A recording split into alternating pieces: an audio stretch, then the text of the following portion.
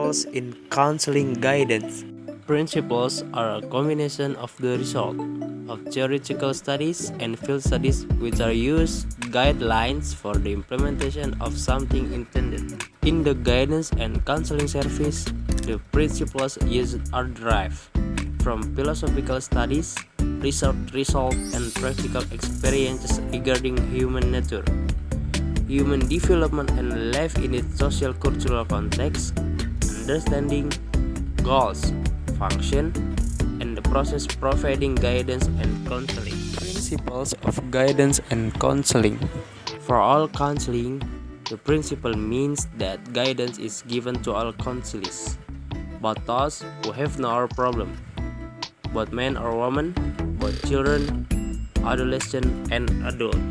As an individual process, this principle means the target focus of assistance is the counseling, even though the guidance service uses group techniques and emphasizes the positive. It's a joint effort. Guidance is not only the duty or responsibility of the counselor, but also the duties of teachers and school principals in accordance with their respective duties and roles. Decision making is essential in guidance and counseling, and the last is taking place in various scenes of life. Counselor or mentor. A counselor, or commonly known as a supervisor, is someone who has expertise in conducting counseling, or can be known as a counseling who has a background in the Department of Educational Psychology and Guidance. So, counseling guidance, and last, guidance counseling. Specific principles relate to the counselor. The first, the mentor or counselor must carry out the task in the accordance with their respective abilities. And second, instructor or counselor at school or madrasah are selected on the basis of their educational, personality qualification, experience, and abilities. And the third, as the demands of the mentor or counselor professional, they must always try to develop themselves and their skills through various activities such as training, stage, workshop, etc.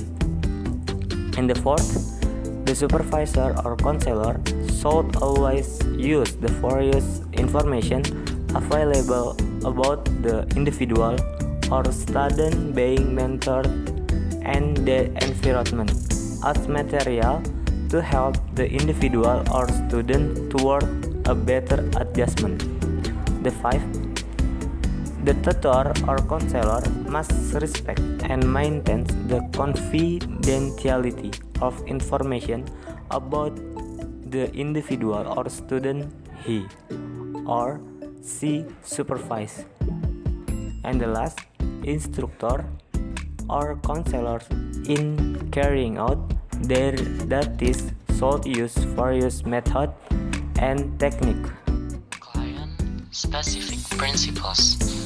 Various factors that influence the development and life of an individual are not always positive, but there must be negative factors that influence and can cause obstacles to the continuity of development and individual life in the form of problems, because services are only able to handle limited client problems relating to.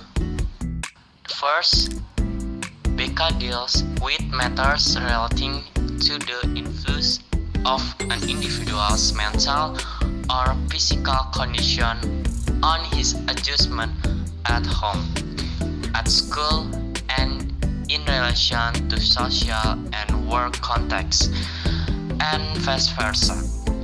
The influence of the environment on the mental and physical condition of the individual. Next, social, economic, and cultural disparities are factors in the emergence of problems in individuals, all of which are the main concern of BK service. Principles relate to organization and administration. In running the organization and administration of counseling guidance, teacher must pay attention to the principles that must be considered, including effective guidance program must be able to make students' mental characteristics more confident. The program in counseling guidance is a vital and integral program. The program must be based on interest.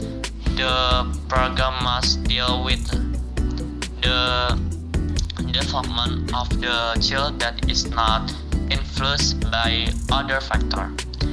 The program is easy to administer and administer. Okay, then there is the implication of the principles of counseling guidance service in school. There are five principles, namely, first, principles regarding service purpose. Principle regarding service purpose of guidance and counseling service is individuals, both individually and in groups, who are the target of service in general, individual development and life, but what is moral and direct is their attitude and behavior, which is influenced by aspect life, their own personalities and condition, as well as condition, environment, attitudes, and behavior in development and life. Second, principles relating to individual problems, guidance and counseling in accordance with matters that affect the mental condition or phases of the individual against himself at home or at school, and which is one of the factors for the emergence of problem in individuals are individuals related to social, economy, and culture. Third is principles regarding service programs. Then, fourth is principle relating to the implementation of service objectives. The implementation of guidance and counseling service, both incidental and programmed, begins with an understanding of the service objectives, and this goal will be realized through a certain process carried out by experts in their fields, namely professional counselor.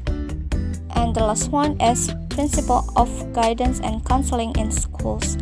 Principles of guidance and counseling in schools emphasize that the enforcement and development of guidance and counseling service in school is only possible by professional counselors who are aware of their profession and are able to translate into program and relationship with peers and other school personnel, have the commitment and skill to help students with all its variation in school and able to work together and build a harmonious, dynamic relationship with the principal.